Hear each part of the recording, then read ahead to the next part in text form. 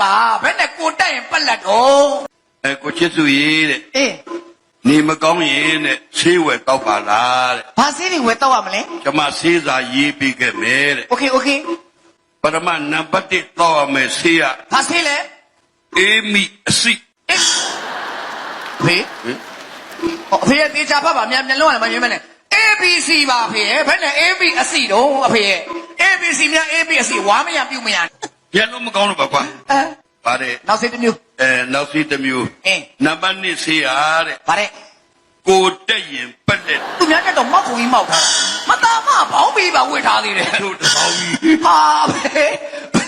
ဘလို့တွေလုံနေတာတော့ကိုတက် plus ပါဘယ်နဲ့ကိုတက်ရင်ပက်လက်တော့နောက်ဆေးတစ်မျိုးတဲ့ပါဆေးလေ